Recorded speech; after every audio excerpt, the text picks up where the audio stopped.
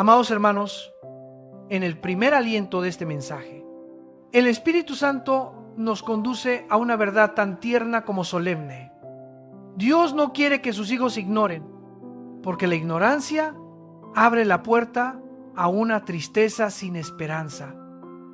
En Tesalónica, los creyentes sepultaban a sus amigos bajo la persecución del imperio.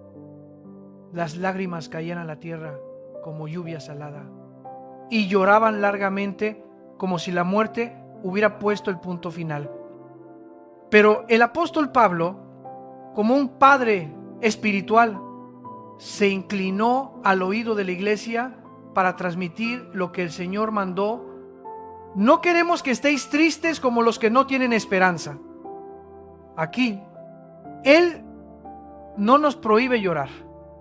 Nos rescata del lamento que arrastra el alma a la desesperación. Las lágrimas son saludables como las mareas que bajan el dolor.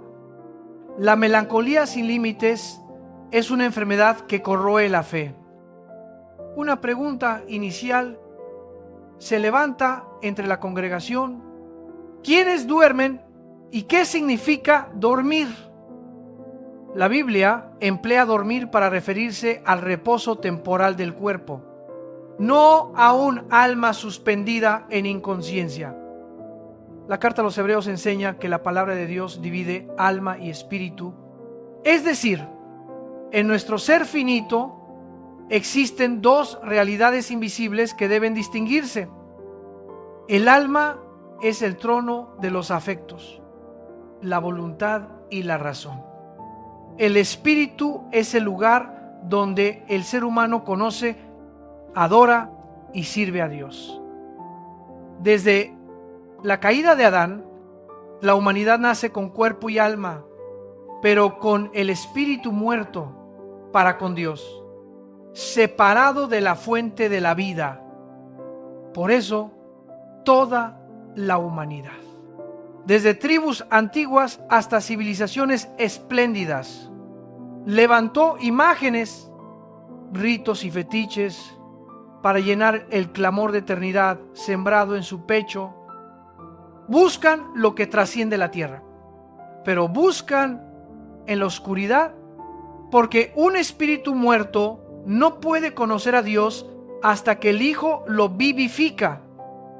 Entonces, ¿qué sucede en el instante umbral entre el último aliento y la vida venidera? Para los que pertenecen a Cristo, ausentes del cuerpo es estar presentes con el Señor. No hay una zona neutral de letargo, hay presencia resplandeciente. Los que mueren en Cristo son recibidos en un lugar de reposo, donde ven, oyen y conversan ante el trono de gloria. Cuando Juan fue arrebatado en el Espíritu para contemplar la apertura de los sellos, vio las almas bajo el altar y escuchó su clamor: ¿hasta cuándo, Señor santo y verdadero, no juzgas y vindicas nuestra sangre? Notemos, no piden venganza como desquite, suplican vindicación, es decir, que la justicia del cielo sea establecida en la tierra. Es la oración de corazones santificados. No empuñan la espada del desquite.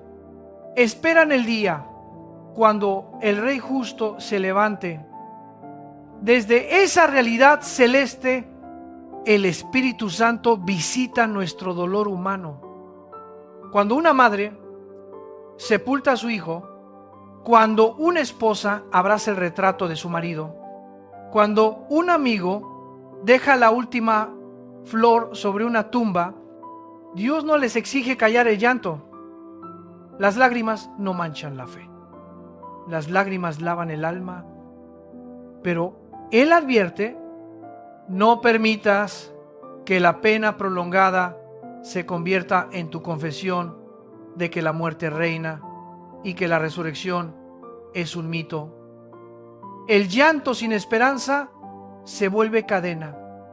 El llanto con esperanza se vuelve semilla de paz. Porque creemos que Jesús murió y resucitó. Creemos que Él traerá con Él a los que durmieron en Él. Esta fe no es un sedante psicológico, es el eje del universo redentor.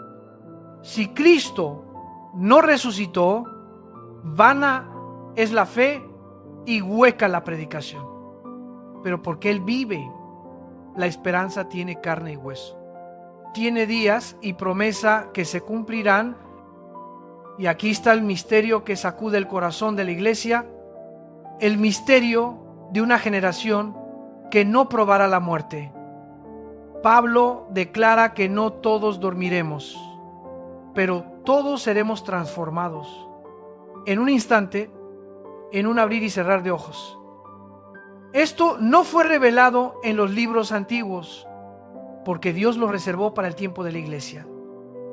El arrebatamiento a harpazo significa el poder de Dios arrancando a su pueblo del curso de la historia que se precipita al juicio, como un padre que toma a su hijo y lo cruza sobre el torrente antes de que llegue la crecida. Oiráse voz de mando, voz de arcángel y trompeta de Dios. Los que durmieron en Cristo resucitarán primero. Luego nosotros, si vivimos, seremos arrebatados juntamente con ellos en las nubes para recibir al Señor en el aire. Será tan veloz como un parpadeo, pero sus consecuencias serán eternas. Y así estaremos siempre con el Señor. Detengámonos y escuchemos el corazón del Espíritu en este misterio. ¿Por qué trompeta? Porque desde que Israel acampó alrededor del tabernáculo, la trompeta fue señal de asamblea y de marcha. Cuando el toque era sostenido, el pueblo se reunía.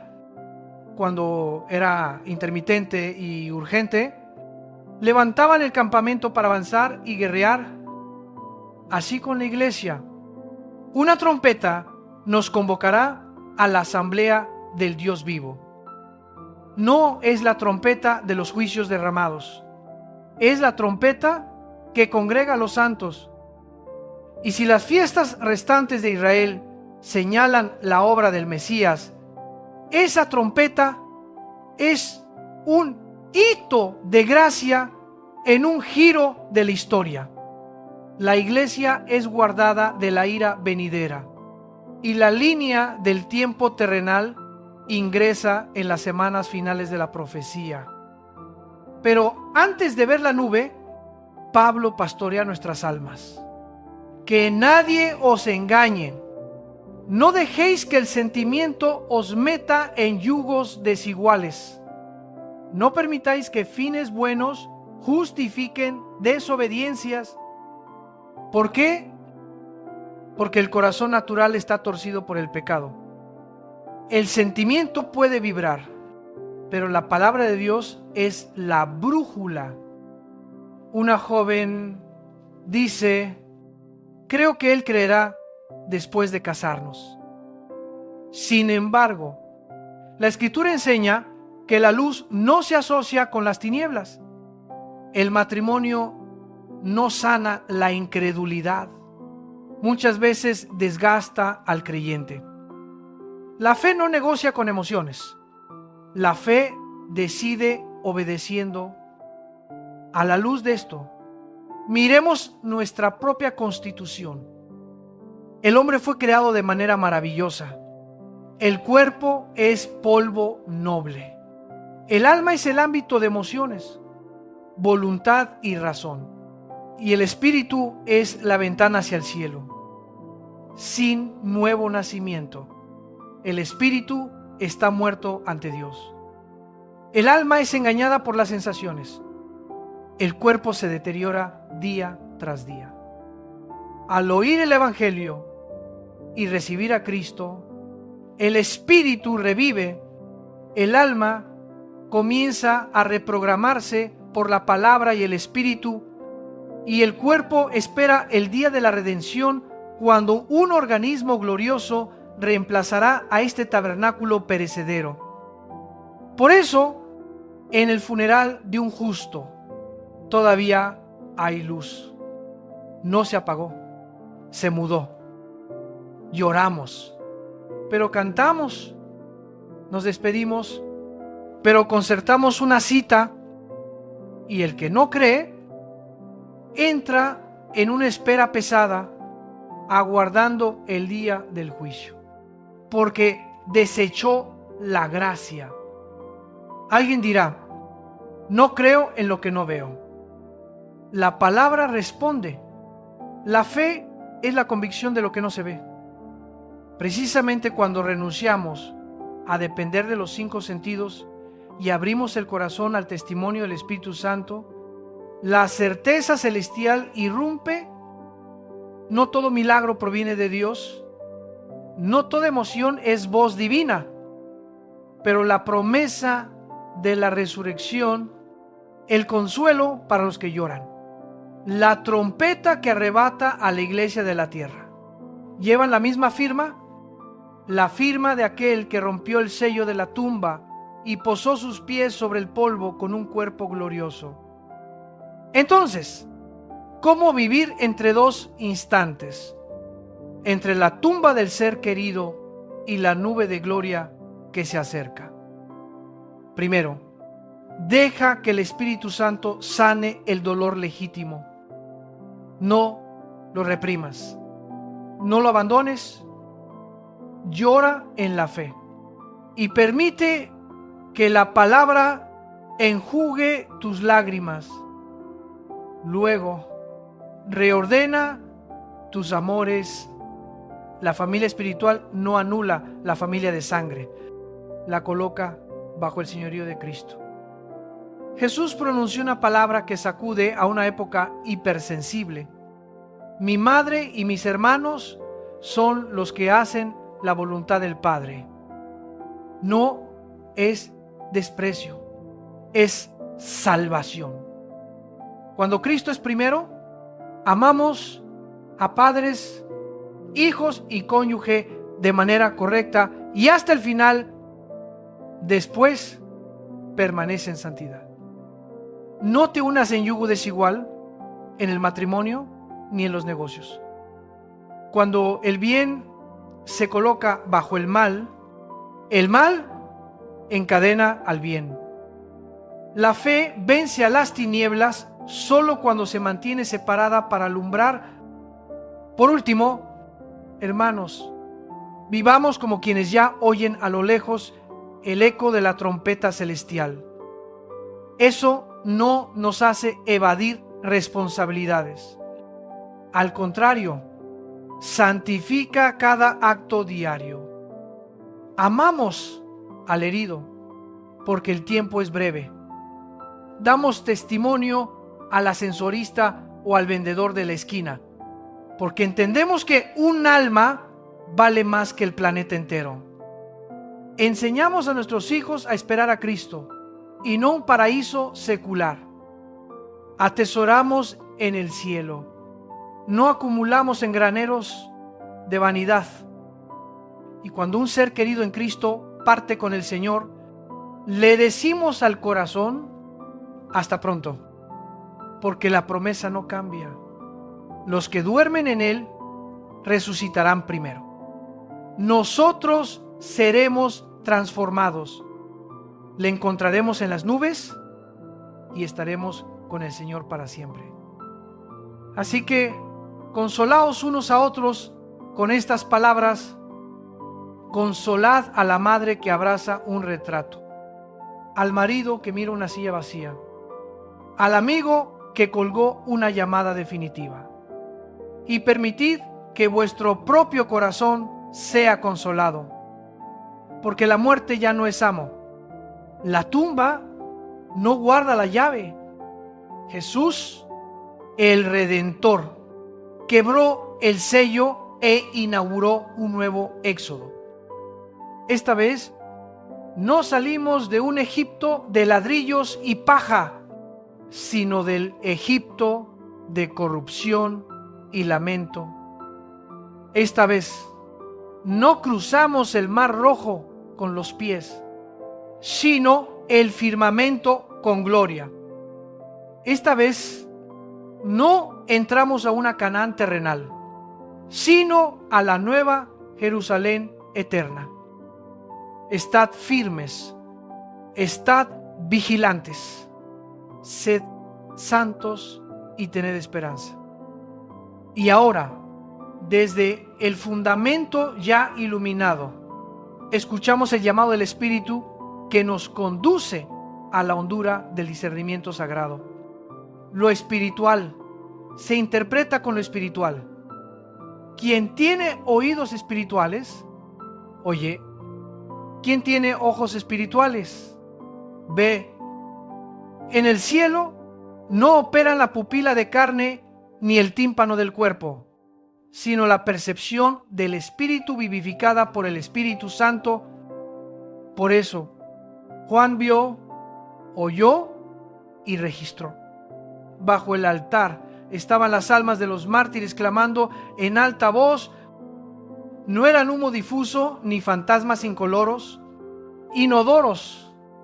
Eran personas vivas, conscientes, adorando y suplicando.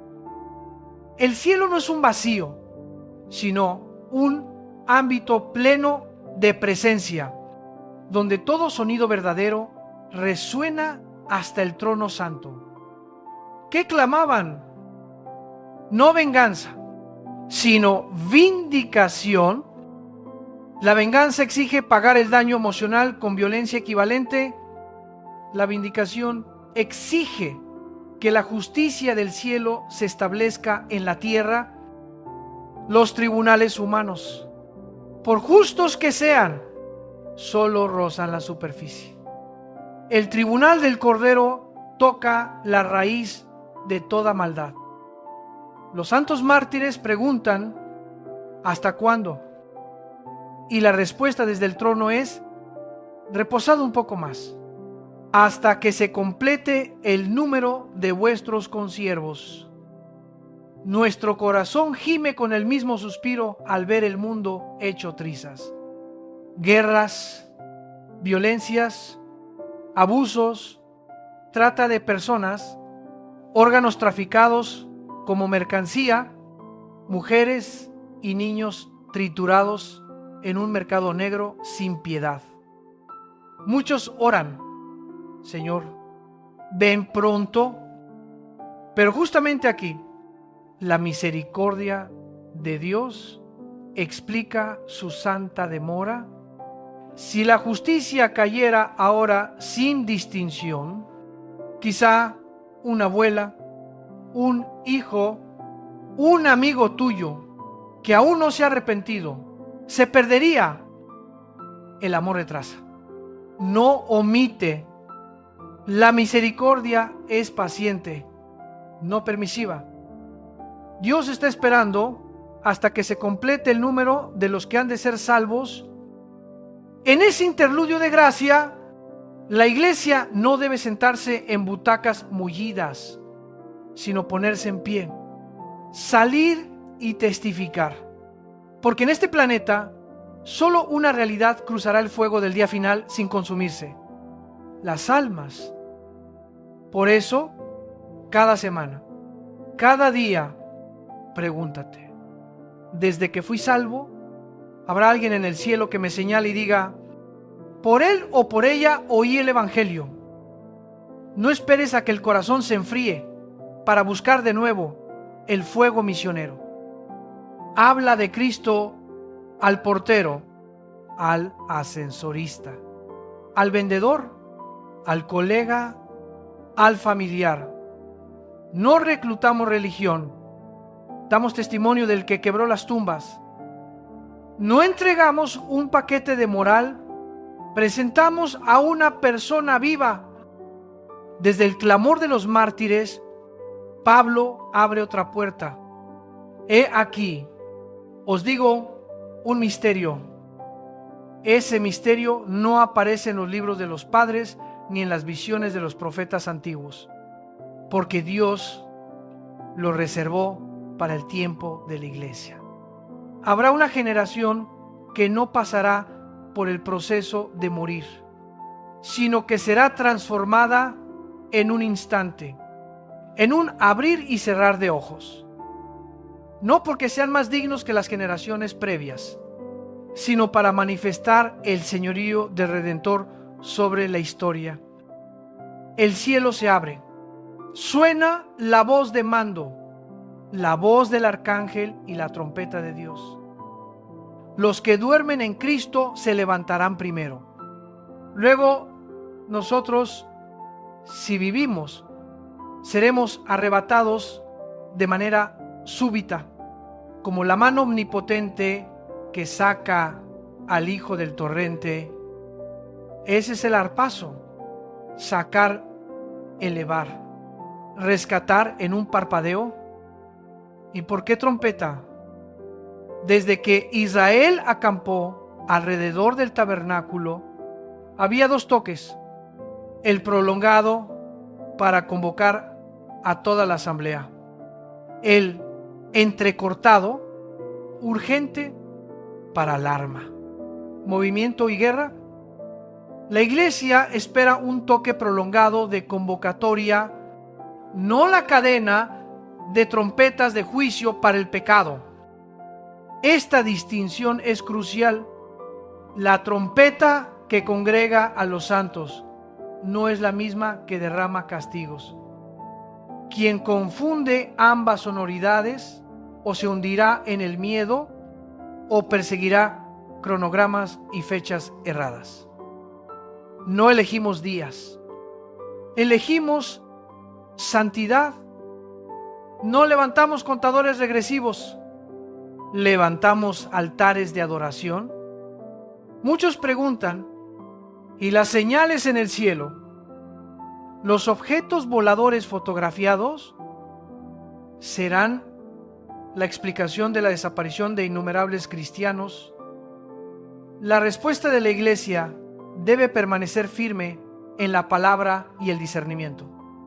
No todo fenómeno sobrenatural procede de Dios. El diablo sabe disfrazarse, materializarse y manipular la curiosidad humana para preparar una gran mentira global. Cuando la iglesia sea arrebatada, el mundo buscará respuestas. Podrán atribuirlo a extraterrestres, a ondas energéticas cósmicas, a cualquier cosa, excepto lo más simple: el Rey de Gloria convocó a su pueblo. No permitas que el sensacionalismo gobierne tu corazón. Deja que la Escritura guarde tu mente. Volvamos ahora al orden de los acontecimientos que Pablo bosqueja para afirmar el alma. Cuando suene la trompeta celestial, primero resucitarán los muertos en Cristo desde Pentecostés hasta aquel día. Ellos forman la iglesia, puesta en el cuerpo de Cristo por el bautismo del Espíritu, sin distinción de judío o griego, mexicano o colombiano, varón o mujer, rico o pobre. Después, los creyentes que permanezcan vivos serán transformados y arrebatados. Y más tarde llegarán otras cosechas de resurrección según el calendario de Dios, siervos escogidos en la gran tribulación, los santos del antiguo pacto y los grupos que Él determine en las etapas sucesivas. La historia de la redención no es una sola ola monótona, es una sinfonía donde cada tema entra a su debido tiempo, tono y compás. Alguien objeta: si ese día miro hacia abajo y veo a un ser querido sin fe quedarse, ¿podrá resistir mi corazón? La respuesta es dulce y tajante. El poder de la transformación no solo cambia el cuerpo, sana por completo el alma, tus emociones y tu memoria seguirán siendo tuyas, pero totalmente santificadas, sin imperfecciones que arrastren. Aquí Jesús enseñó un principio. El círculo de la familia espiritual se define por la obediencia a la voluntad del Padre. Esto no empequeñece el amor por la familia de sangre. Al contrario, lo pone bajo la luz de la salvación, haciéndolo en la medida, forma y orden correctos. Por eso, ahora, mientras vivimos en la tierra, ama a los tuyos de la manera más sabia. Ora, testifica, súplica, ten paciencia y permite que Dios haga su parte a su tiempo. Luego, Pablo nos ayuda a distinguir entre espiritualidad verdadera y emotividad desbocada. El corazón natural es engañoso y perverso, de modo que el creyente no permite que el sentimiento tome el volante de la obediencia. Para matrimonio y sociedad de negocios, el principio del yugo desigual es la baranda de protección del cielo para ti. Los afectos pueden ser hermosos, los argumentos nobles, pero un pacto equivocado pone el bien debajo del mal, y entonces el mal encadena al bien. Recuerda, Dios no puede ser burlado, y el amor verdadero jamás te exigirá desobedecer para probarse. En la misma línea, entiende el mapa de las resurrecciones para no confundirte ante tantas doctrinas. Cristo es el primogénito de entre los muertos, el primero que resucitó para no volver a morir. Después de él, la iglesia en el día del arrebatamiento, luego los testigos especiales del tiempo de la tribulación, después los santos del Antiguo Testamento y, por último, los grupos restantes según el orden decretado. No existe una sola resurrección que meta a todos como una marejada. Hay tiempos de cosecha, distintas temporadas en el gran campo de la historia. Eso no complica el Evangelio. Exhibe la multiforme sabiduría de Dios. Entonces, ¿cómo debe vivir la iglesia entre la trompeta que se acerca y el gemido de la creación? Primero, conserva el oído espiritual. Baja el ruido del mundo. Abre cada día la escritura como quien abre una ventana para que el viento del cielo pase por tu mente y tus emociones. Segundo, guarda el ojo espiritual. Aprende a mirar los hechos con el espectro de la palabra para discernir de dónde viene un milagro, un poder, una inspiración. Tercero, custodia los pies espirituales. No te quedes quieto. Ve, camina, toca personas reales con amor real. Cuarto, guarda las manos espirituales. Ora, sostiene, comparte, protege al débil. Levanta una voz justa por el olvidado. Quinto, guarda el corazón espiritual.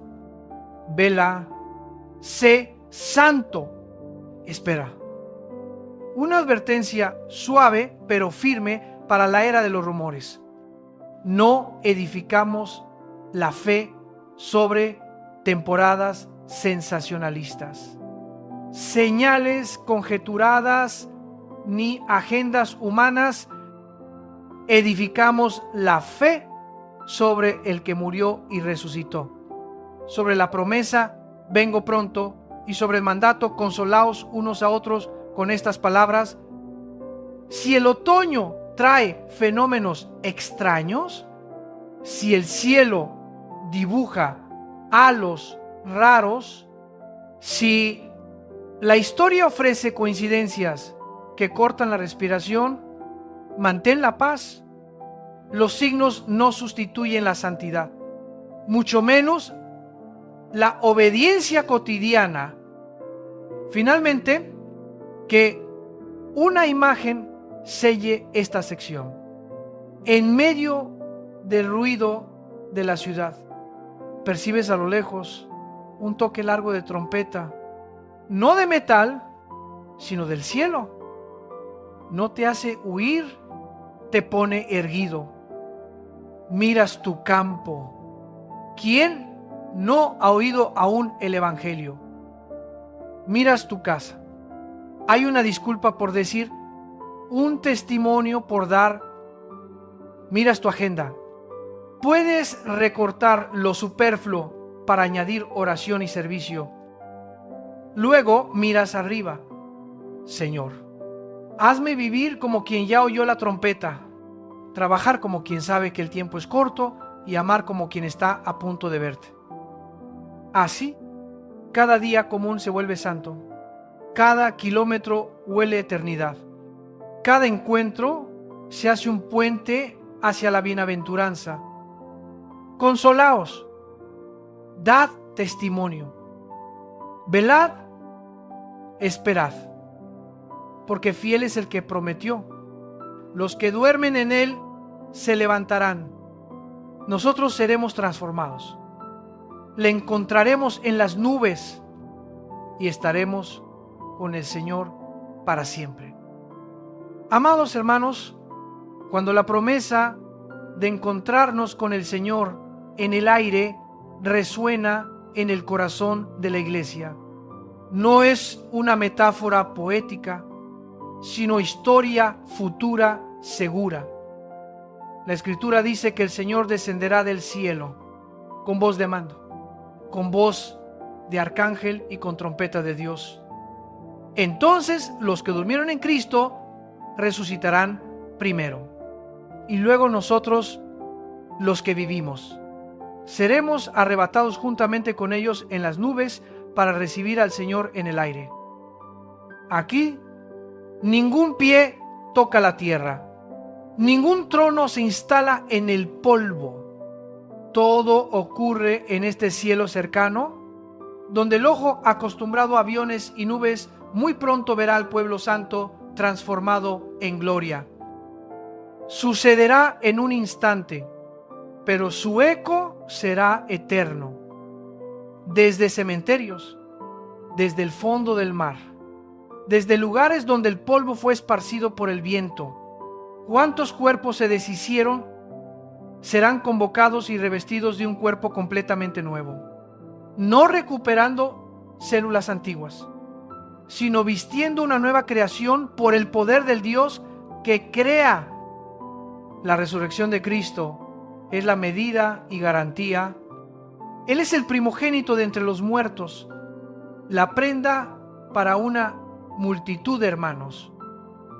Un día estaremos de pie en el firmamento, no para exhibir una hazaña, sino para entrar en la comunión consumada, estar con el Señor para siempre. Muchos corazones preguntan, ¿y si veo que mi madre se queda? ¿Y si contemplo a un ser amado sin fe permaneciendo en la tierra? La respuesta es dulce y firme. El poder de la transformación no solo toca el cuerpo, también sana el alma. Dios reordena plenamente nuestras emociones, memorias y lazos, de modo que el amor queda puesto en el orden del cielo. Cuando Jesús estaba en la tierra y le avisaron, tu madre y tus hermanos están fuera, Él aprovechó para enseñar un principio que renueva toda relación. Mi madre y mis hermanos son los que hacen la voluntad del Padre. No es cortar lazos de sangre, es santificarlos. En la tierra amamos y peleamos por la salvación de los nuestros. En el cielo amamos en la plenitud y la paz de la voluntad del Padre. Por eso, cuando la iglesia sea arrebatada, no nos desgarrará el miedo a la pérdida. Allá, el amor no estará gobernado por proyecciones, culpas u obsesiones, estará purificado por la luz de la gloria. He aquí por qué ahora, antes del día del encuentro, el creyente debe aprender a reordenar sus amores. Cristo primero. Y así los padres son amados con justa medida, el cónyuge con fidelidad y los hijos con disciplina y evangelio. Bajo esta luz, el día del arrebatamiento será gozo sin resabios, no jornada de lamentos. Y entonces surge la gran pregunta: ¿cómo será nuestro cuerpo resucitado? La Biblia no nos deja a merced de conjeturas. Filipenses nos recuerda: nuestra ciudadanía está en los cielos, de donde esperamos al Salvador, el Señor Jesucristo, quien transformará el cuerpo de nuestra humillación para ser semejante al cuerpo de su gloria. El modelo, pues, es el cuerpo resucitado de Cristo. Contemplemos 4 rasgos mayores que los evangelios graban, para que la fe no se edifique en fantasía, sino en testimonio. Primero, es un cuerpo de carne y huesos, pero ya no gobernado por la sangre. En la cruz, cuando el soldado romano atravesó el costado del Señor, salió sangre y agua. La medicina moderna lee allí la rotura de la membrana pericárdica, lo que armoniza con el antiguo salmo que describe: mi corazón se derritió como cera en medio de mis entrañas. El inocente llevó hasta el extremo su corazón como explotando bajo el peso del pecado del mundo. Al resucitar, las heridas permanecen como sellos de gloria, pero ya no hay sangre que sostenga la vida. La vida del cuerpo glorioso no depende del circuito sanguíneo, sino del poder directo de Dios. Por eso el nuevo cuerpo no está sujeto a corrupción, enfermedad ni decadencia. Segundo, el cuerpo resucitado puede hacerse presente y ausente conforme a la voluntad del Señor. En el camino a Emaús, caminó y abrió las Escrituras a 2 discípulos, y luego desapareció de su vista. En un aposento cerrado, apareció en medio y dijo: Shalom, paz a vosotros. No era un fantasma, porque él mismo afirmó: palpad y ved. Un espíritu no tiene carne ni huesos, como veis que yo tengo. Aquí la palabra toca el borde entre física y teología. El cuerpo nuevo no está limitado por muros o puertas, y sin embargo es tangible, visible, capaz de interactuar. Y su paz apaga las tormentas del alma. Tercero, el cuerpo resucitado come y bebe, pero ya no por necesidad de subsistencia, sino como gozo de comunión. Jesús preguntó: ¿tenéis aquí algo de comer? Le ofrecieron pescado asado y panal de miel, y él comió delante de ellos. De Edén, Apocalipsis. La Escritura sitúa la mesa en el centro de la comunión, la Pascua, la cena del Señor, y finalmente las bodas del Cordero. Al comer, Cristo muestra que la vida nueva no desprecia la bondad de la creación, la santifica y la convierte en alabanza al Creador. Cuarto, el cuerpo resucitado no está sujeto a la gravedad. Hechos narra que ante los ojos de los discípulos, Jesús fue alzado, una nube lo recibió y ellos se quedaron mirando al cielo. No fue alucinación colectiva, sino un evento con señales, con confirmación angélica y con consecuencias teológicas profundas. El cuerpo glorioso no es tirado hacia abajo por las leyes de lo perecedero, sino atraído hacia el Padre por el poder de la vida. Esto abre una perspectiva para la movilidad en el mundo venidero, en el reino del Mesías. Cuando las naciones suban a adorar, el ir no dependerá de combustibles o máquinas, sino de la energía del cuerpo nuevo y del designio de Dios. Volaremos no para exhibirnos, sino para servir y adorar. Estos rasgos componen un cuadro que sobrecoge y consuela. Nuestros cuerpos serán semejantes al cuerpo glorioso del Señor. No más miedo al hospital, no más fármacos, no más noches en vela por dolores o arritmias, no más espejos denunciando la vejez, ni pánico ante la fecha de caducidad propia. En su lugar, una vida vigorosa, pura, perdurable, sensible y radiante como una aurora sin ocaso. Pero surge una cuestión delicada. Si el cuerpo es completamente nuevo, ¿seguiré siendo yo? ¿Nos reconoceremos? La Biblia nos permite responder con seguridad. Sí, en el monte de la transfiguración, cuando el Señor resplandeció ante Pedro, Jacobo y Juan, aparecieron Moisés y Elías hablando con él. No había retratos antiguos ni íconos. Sin embargo, los apóstoles los reconocieron. Es la intuición celestial, un conocer que procede de la luz, no de la comparación de rasgos.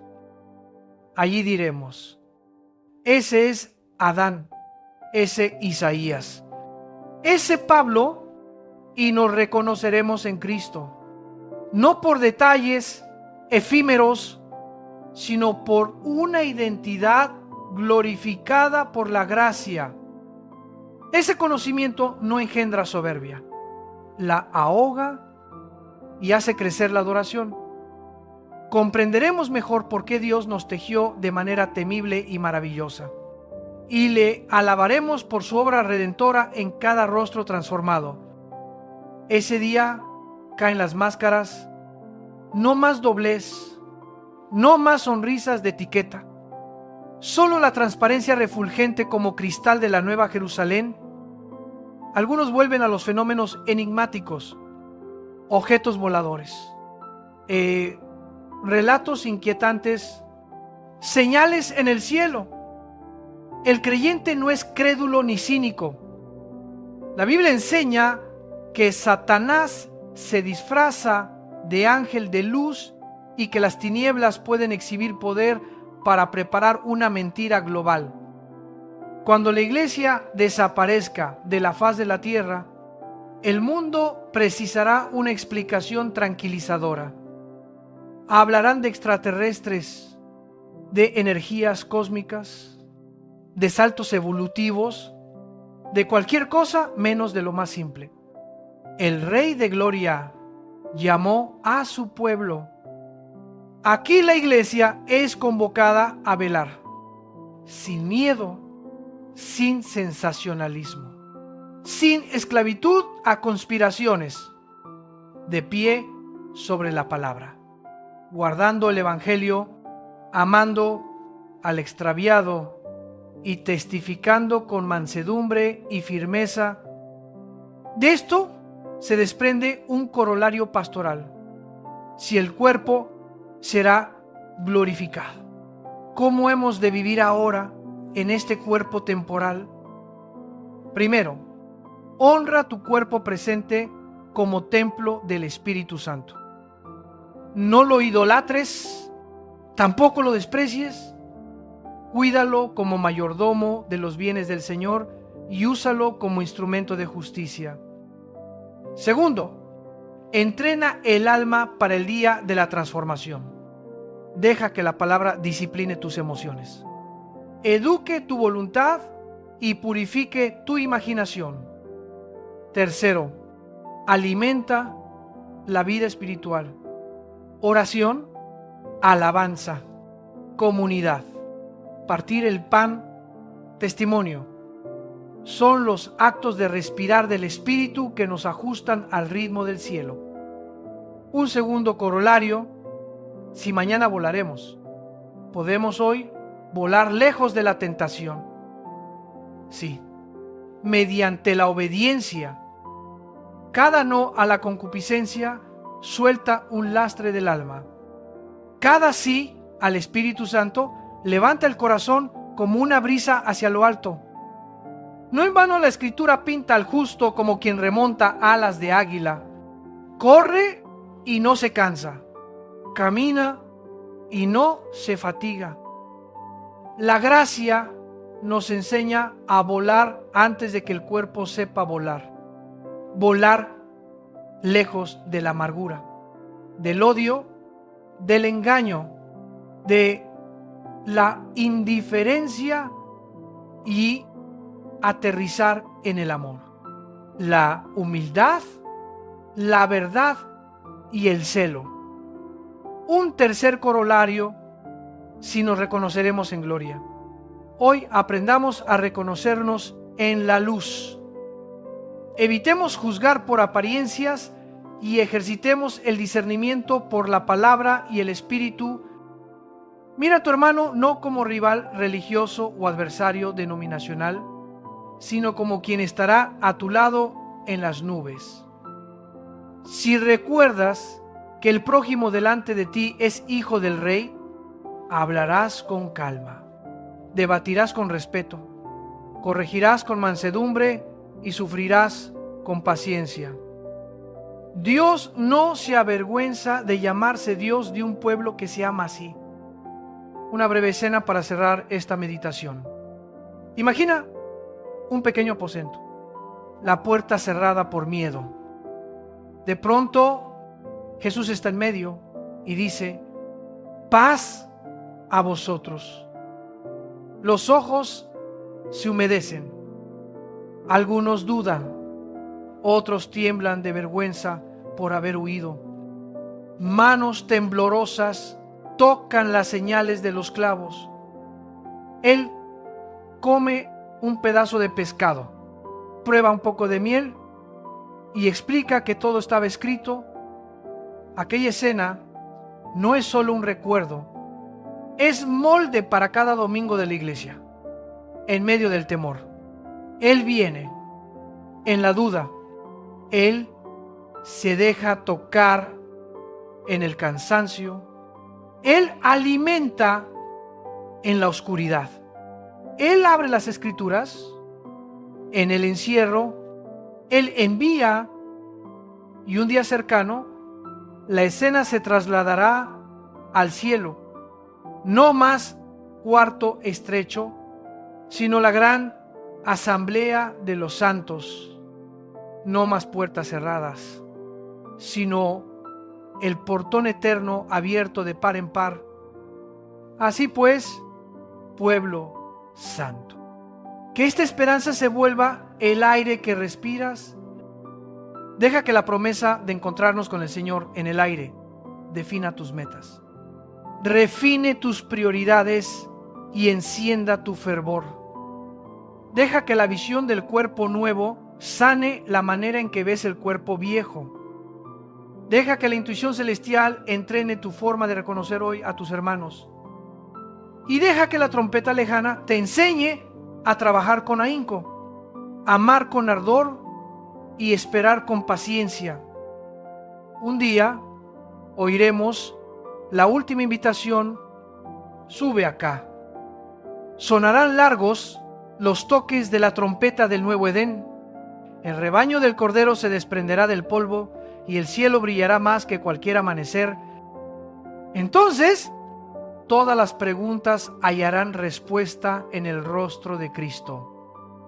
Entonces, todo dolor se convertirá en himno. Entonces, Cada lágrima será enjugada por la mano marcada por los clavos.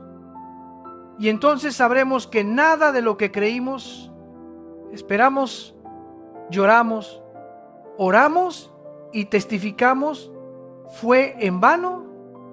Manteneos firmes, guardad limpio el corazón, amad con valentía, testificad sin fatiga, esperad sin desmayo, porque fiel es el que prometió.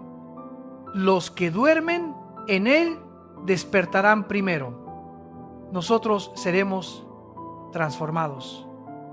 Le encontraremos en las nubes y estaremos con el Señor para siempre. Amados hermanos, al acercarse la sinfonía final del plan redentor de Dios, contemplamos un relevo lleno de sabiduría. La iglesia es retirada del torrente del juicio y Israel, el pueblo del pacto, vuelve a ocupar el escenario de la historia para concluir lo prometido. No se trata de sustitución, sino de continuidad, no de rivalidad, sino del orden del soberano. Cuando el testigo pasa de mano en mano en una carrera, quien corre después no degrada al que corrió antes, sino que realza el valor de toda la prueba. Por eso, cuando la Escritura habla de 144,000 sellados de entre las tribus, no debemos lanzarnos a conjeturas estériles ni convertir ese número en disputa denominacional. Lo que importa es esto: Dios permanece fiel a su palabra dada a Abraham y a su descendencia, y al mismo tiempo reserva para la iglesia una misión insustituible: testificar de su Hijo hasta que seamos llamados arriba. A la luz de esto, reconozcamos el doble pulso de la historia de la redención. Por un lado, Dios usa a la iglesia de toda nación y lengua como lámpara sobre el candelero.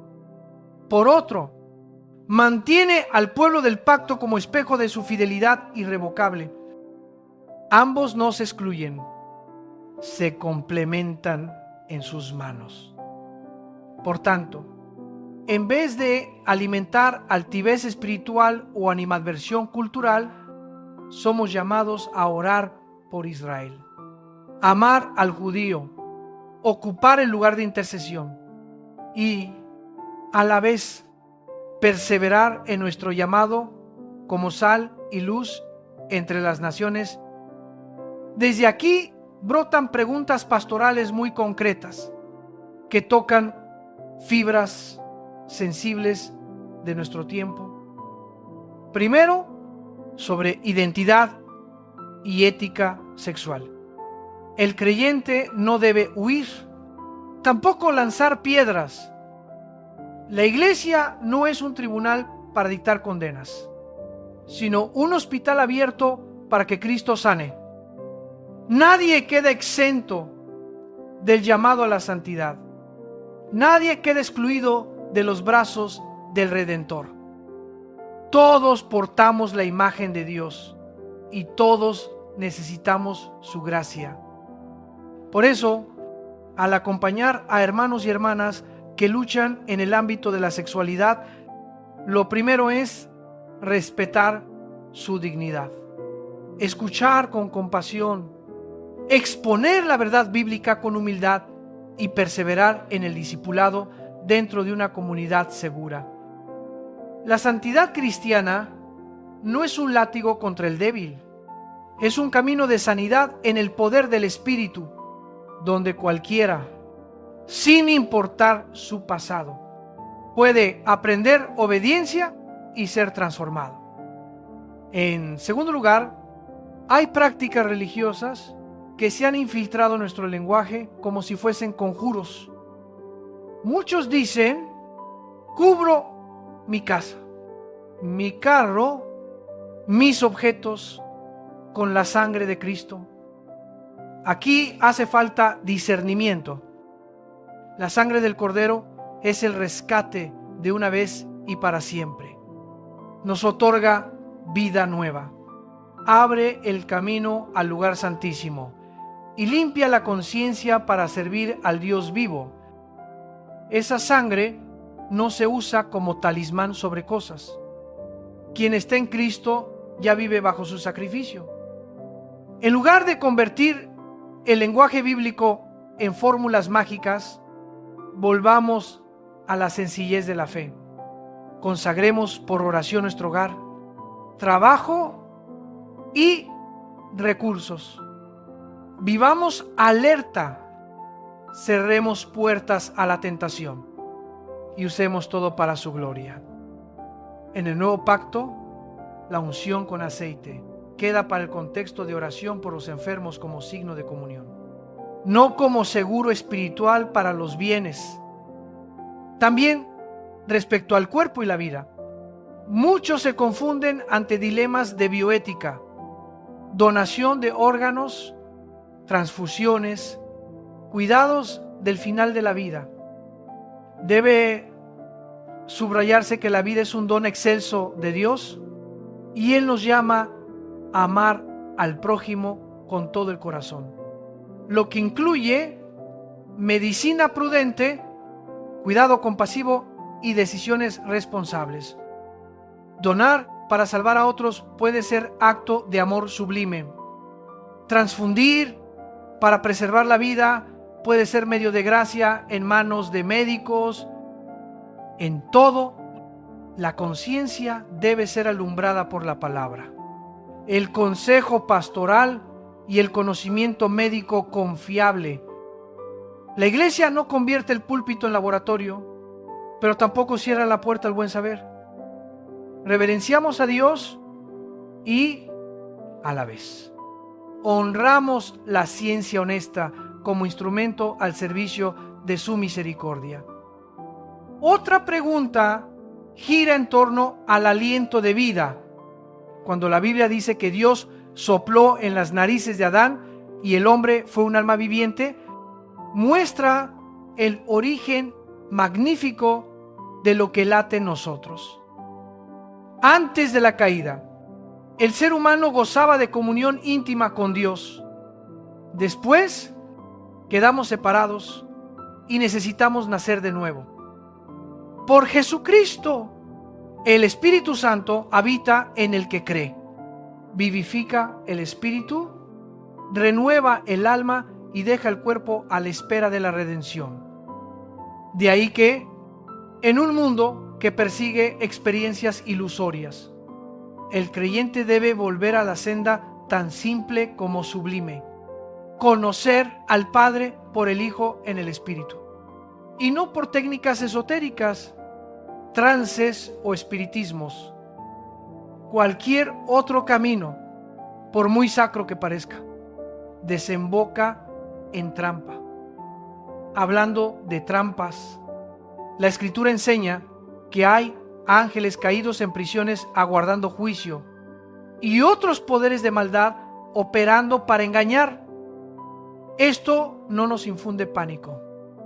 Nos llama a vestir la armadura de Dios, cinto de la verdad, coraza de justicia, calzado del evangelio de paz, yelmo de salvación, espada del Espíritu que es la palabra, y sobre todo oración constante. Nuestras armas no son conspiraciones ni sensacionalismo, sino verdad y amor. Al enemigo le encanta sacar a la iglesia del terreno del evangelio para meterla en disputas inútiles. No le concedamos ese gusto. Frente a la enfermedad, especialmente cuadros complejos como el deterioro cognitivo o trastornos de la mente, el creyente camina con dos pies: fe y sabiduría. La fe proclama que Dios sana y por eso perseveramos en orar. Ungir, sostenernos. La sabiduría reconoce nuestros límites, valora la medicina, la terapia y los cuidados de largo plazo, evitando cargar culpas sobre el enfermo o su familia. No lo explicamos todo, pero podemos ofrecer presencia, intercesión y actos concretos de misericordia. Otro ámbito espinoso es el ver para creer. Muchos exigen prodigios llamativos, revelaciones espectaculares del cielo o del infierno, como si la fe necesitara espectáculo para validarse. Pero el Señor enseña que el justo vive por la fe. No corremos tras lo visible. Nos aferramos a la palabra dada.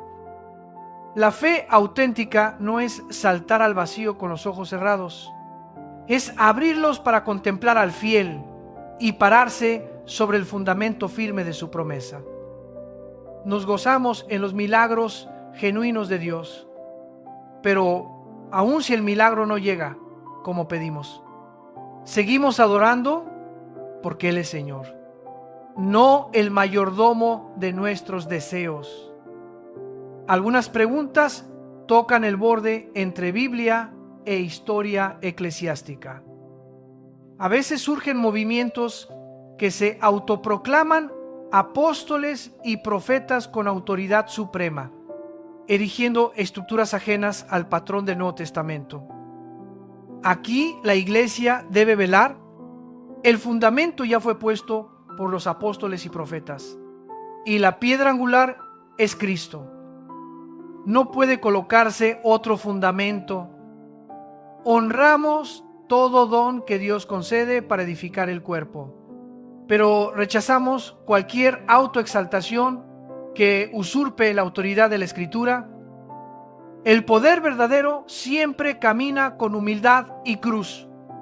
El poder falso usa el nombre del Espíritu para servir al ego. En la misma línea, hay valoraciones ligeras sobre eventos religiosos o políticos que agitan a las masas. Un rayo sobre una cúpula, rumores estridentes, convulsiones sociales. El creyente no construye teología con coincidencias. En cambio, ora por las autoridades, busca la paz de la ciudad y testifica de Cristo en toda estación.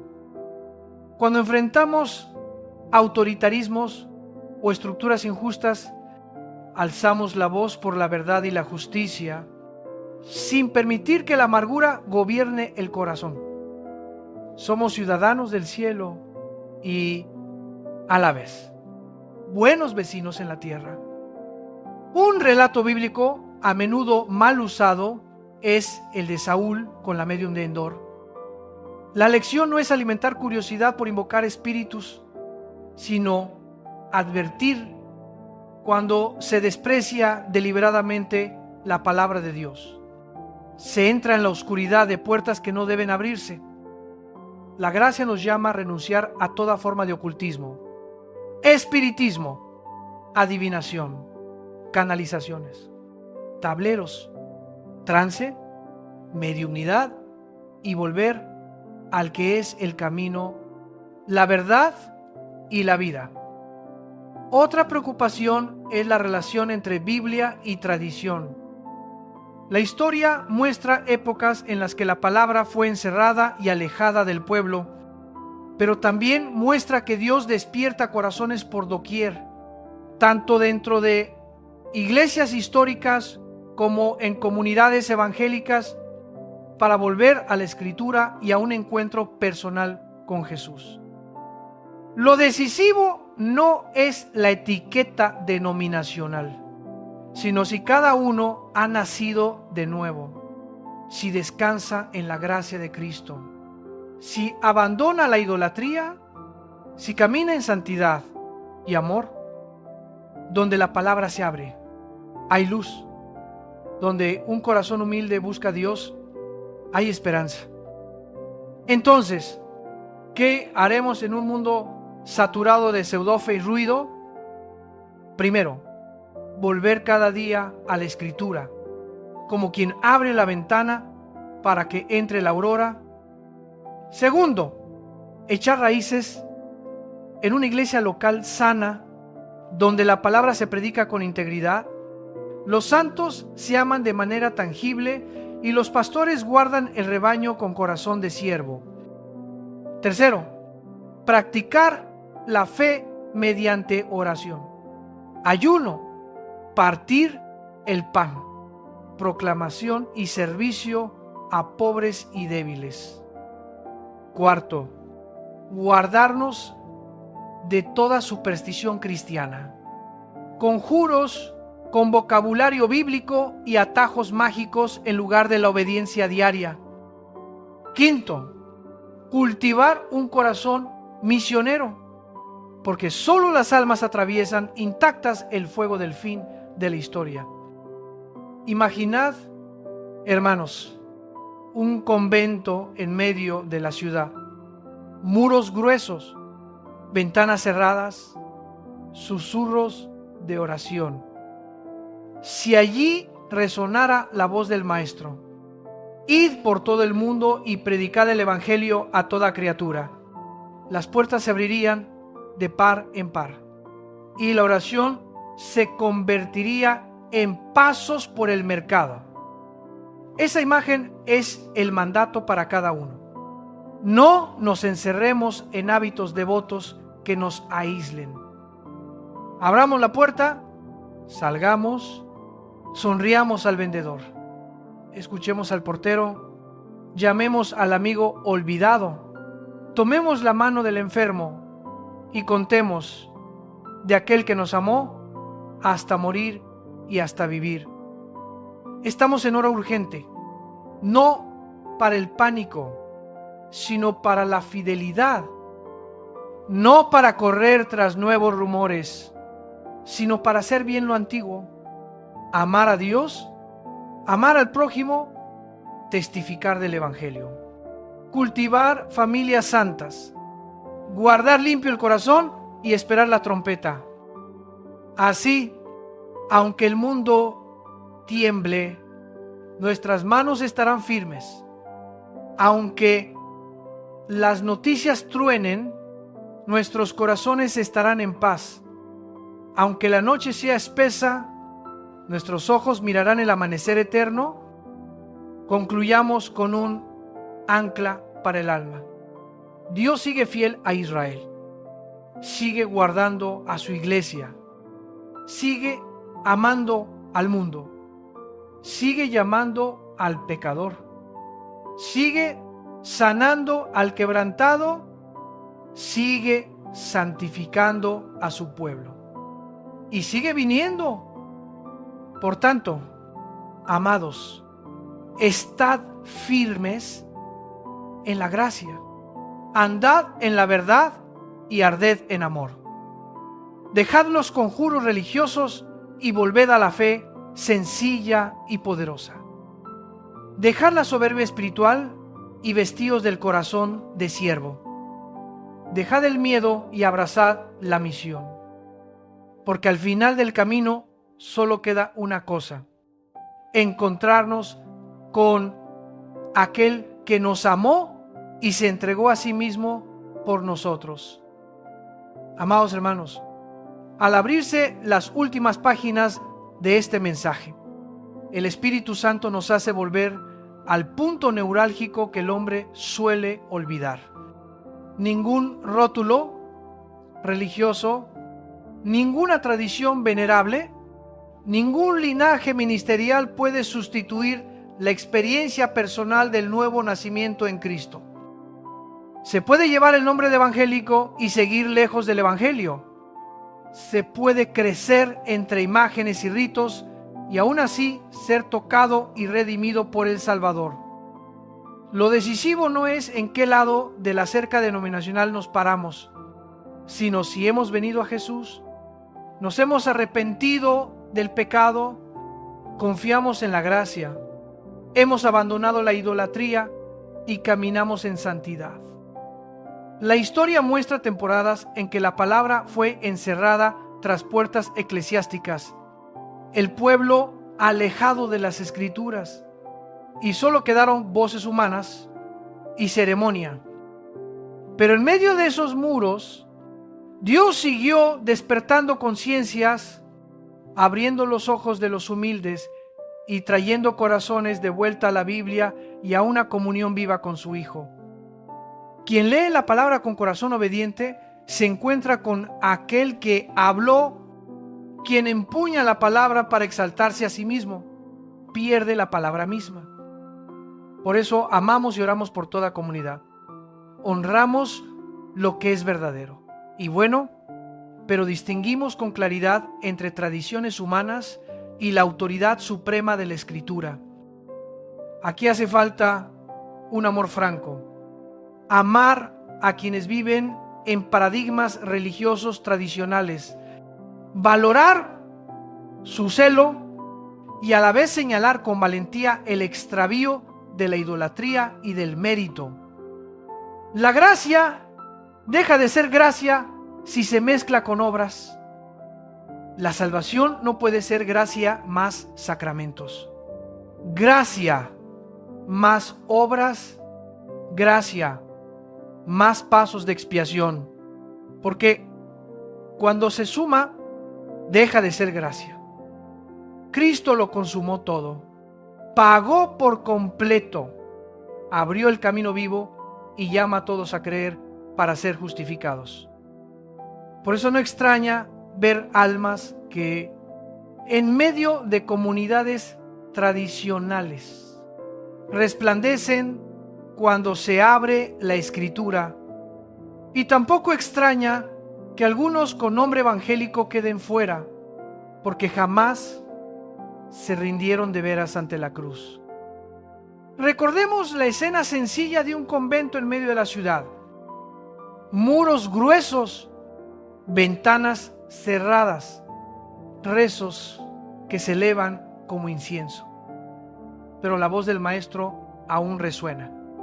Id por todo el mundo y predicad el Evangelio a toda criatura. Cuando esa palabra entra al cuarto, toca los ojos, abre las páginas y las manos juntas de tanto tiempo se convierten en manos enviadas.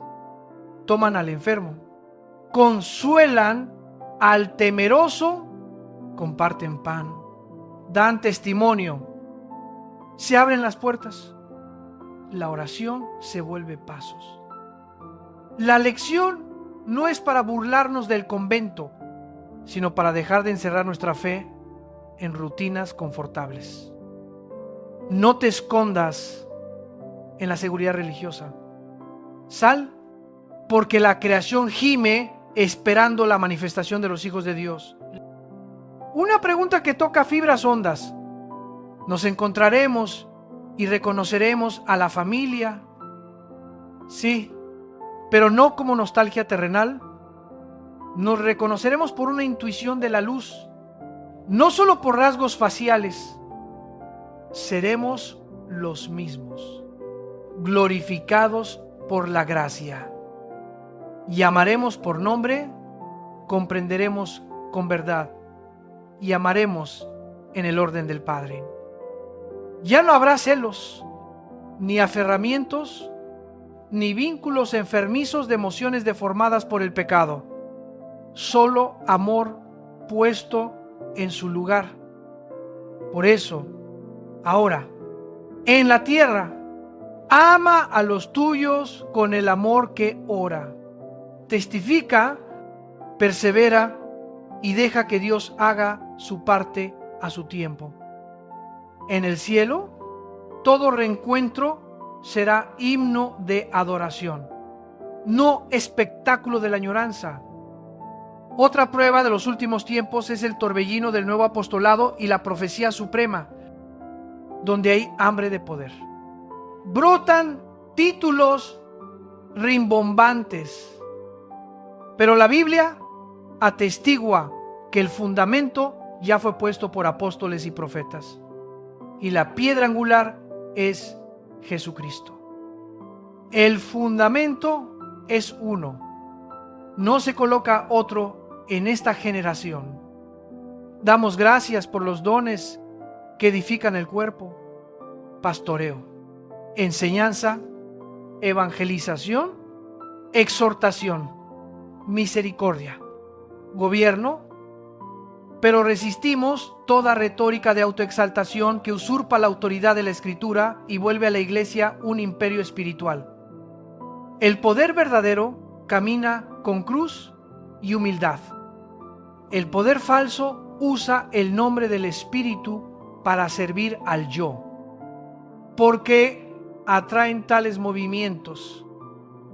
Porque prometen atajos, potestad instantánea, revelaciones estridentes, éxito express. Pero Dios nos llama al camino lento y seguro, exégesis fiel, disciplinas ocultas, comunidad segura, vida santa, corazón de siervo. Allí hay menos fuegos artificiales, pero más luz, menos eslogans, pero más obediencia, menos dramatismo, pero más fruto eterno. Un padre espiritual no educa con fiebre pasajera, sino con comidas constantes y amonestaciones tiernas. En el mismo espíritu de discernimiento, miramos los vaivenes políticos, religiosos y sociales con ojos sobrios. No construyamos teología sobre coincidencias.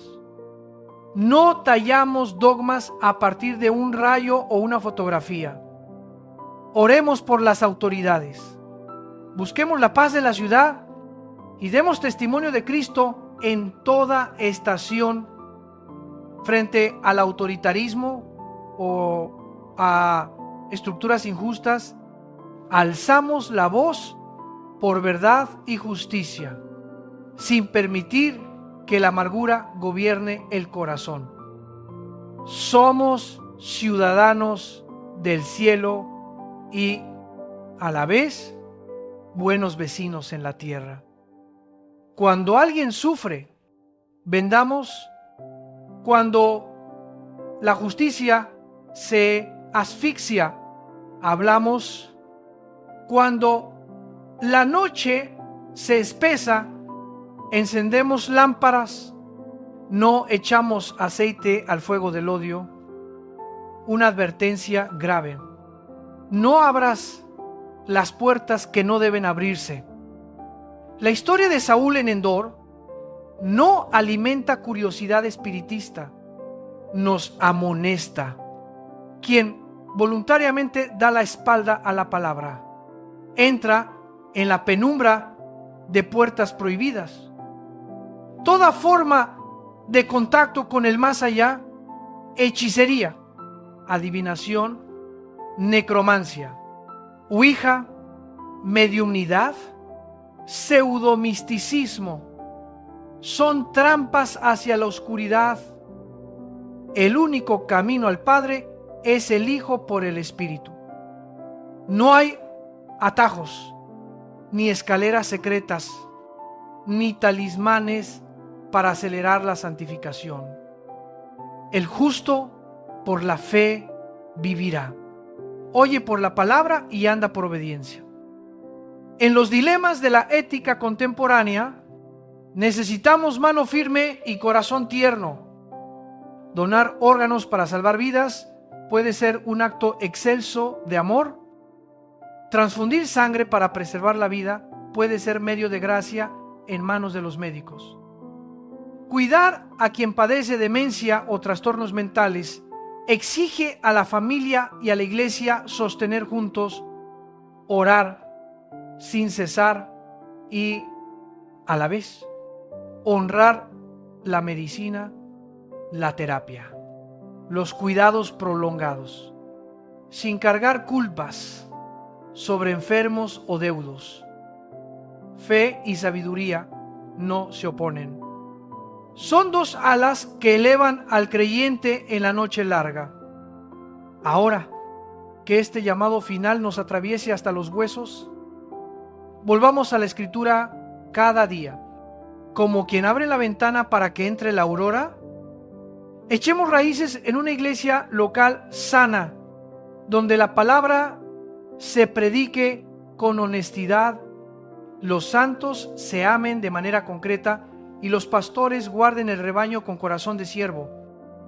Practiquemos la fe mediante oración, ayuno, partir el pan, proclamar y servir al pobre. Limpiemos la superstición cristiana, conjuros con ropaje bíblico, atajos mágicos en lugar de obediencia cotidiana.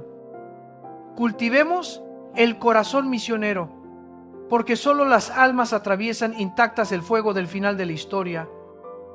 Y puesto que pisamos la tierra de pueblos amados por Dios, dejemos que el corazón flote sobre el río de la intercesión.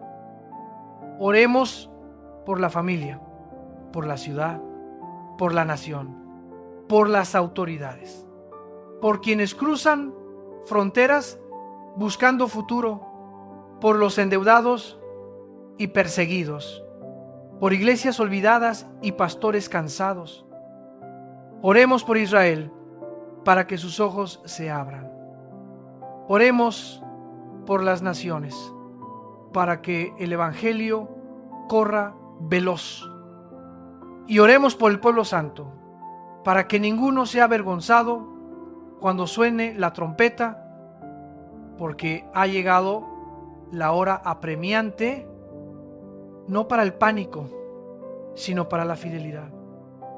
No para coleccionar señales, sino para cumplir la vieja encomienda: amar a Dios, amar al prójimo, testificar de aquel que murió y resucitó, guardar limpio el corazón y esperar su presencia.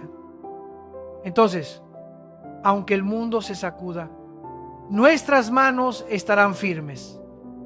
Aunque las noticias truenen, nuestro corazón estará en paz. Aunque la noche sea densa, nuestros ojos mirarán la aurora eterna. Ahora inclinemos el rostro para que esta oración selle el alma como pacto. Dios vivo, Dios de Abraham, de Isaac y de Jacob, Padre de nuestro Señor Jesucristo. Te damos gracias porque tu palabra nos abrió los ojos, tu Espíritu nos conmovió y tu Evangelio nos consoló y corrigió. Límpianos de toda soberbia espiritual, de toda superstición con ropaje bíblico, de toda componenda con la idolatría y las tinieblas. Danos un corazón tierno para amar, una espalda fuerte para llevar la cruz, rodillas firmes para orar y manos amplias para servir.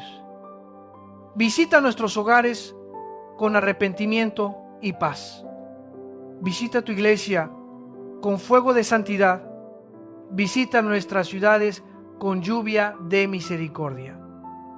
Abre los ojos de Israel para reconocer al Mesías. Envía a tu iglesia al campo a recoger almas en la última hora. Guarda a los que parten, levanta a los caídos, venda a los quebrantados, y haznos vivir como quienes ya oyeron la trompeta, trabajar como quienes saben que el tiempo es breve y amar como quienes están a punto de verte. Oramos en el nombre de Jesucristo, quien murió, resucitó y viene. Amén.